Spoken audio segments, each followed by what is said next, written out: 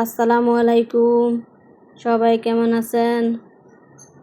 আমি ভালো আছি। আজ আপনাদের মাঝে একটা নতুন ভিডিও নিয়ে হাজির হয়েছি। ঈদের গোশত দিয়ে এখন আমি মাংস পিঠা বানাবো।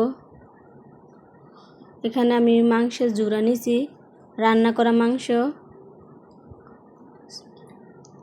মাংসগুলো আমি অল্প অল্প করে জোড়া করছি, করে এখানে পেঁয়াজ কুচি, কাঁচামরিচ, ধনিয়া পাতা, একটু গোলমরিচের বাটা, একটু ধনিয়া জিরার গুঁড়া,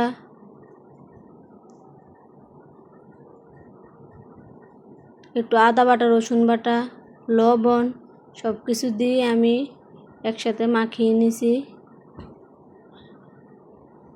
দেখতে থাকুন। মাংসের জোড়াটা আমি রেডি করছি। এই দেখুন কত সুন্দর জোড়া হয়েছে, মাংসটা নরম হয়েছে। এখানে আমি আটা নিয়েছি, নিয়ে লবণ দিলাম, লবণ দিয়ে তেল দিব, সয়াবিন তেল দিছি, দিয়ে কিছুক্ষণ মাখিয়ে নিব। এখন এই দেখেন, তেলটা দিলে একটু আটার সাথে সবাই কেউ ময়দাও দিতে পারেন, আমি একটু হালকা কুসুম পানি দিয়েছি। অল্প অল্প করে, একবারে দিবেন না, আস্তে আস্তে কুসুম পানি দিয়ে মাখিয়ে এখন ডোটা এই যে রেডি করলাম। এখন এই যে ভালোভাবে মাখিয়ে এই যে আমার ডোটা রেডি হয়ে গেছে। এখন তেল দিব, সয়াবিন তেল দিয়ে উপরে কিছুক্ষণ এই যে এপিট ওপিট, তারপরে একটা প্লেট দিয়ে ঢাকনা দিয়ে রাখবো কিছুক্ষণ, আধা ঘন্টার জন্য। এই যে আমার এখন হয়ে গেছে। আমি এখন লেচি কেটে নেব। যে এখানে আমি আটা নিলাম, নিয়ে লেচি কাটতেছি ছোট ছোট করে লেচি কাটতেছি এক এক করে, এতে একটু সুবিধা হয় তাড়াতাড়ি। এই যে আমার রুটি,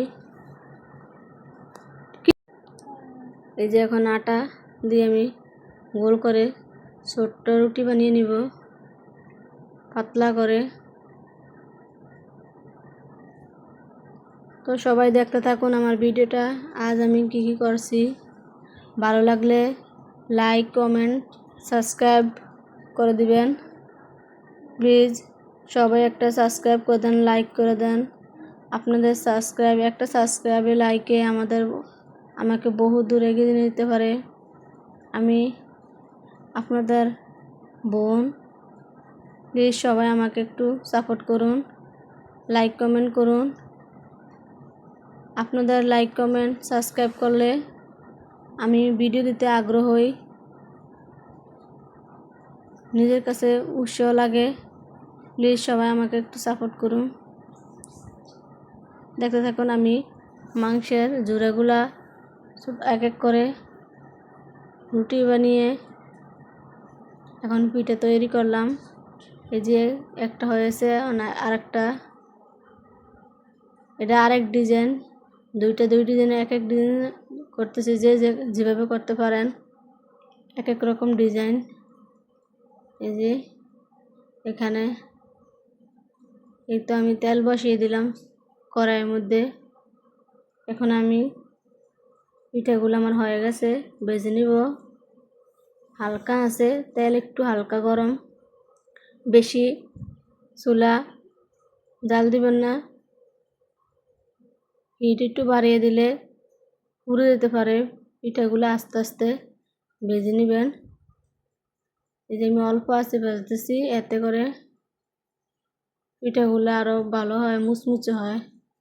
এই যে আমার হয়ে গেছে এক পিঠ, উল্টে দিতেছি। তো সবাই দেখেন আমার পিঠাগুলো হয়ে গেছে। এই যে এখানে আমি উঠিয়ে নিব এখন থেকে।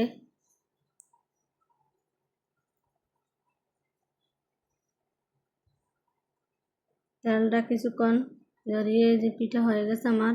আবারই দিয়ে দিছি এক এক করে পিঠা ভেজে নিবে। সবাই আমার মতো এভাবে মাংসের ঝুরা পিঠা বানিয়ে খাবেন, খুব ভালো লাগবে, বা বাচ্চাদেরকে টিফিনও দিতে পারবেন। এই যে দেখুন হয়ে গেছে পিঠা।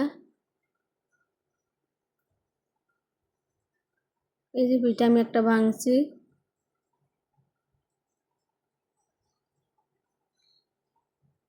ভেঙে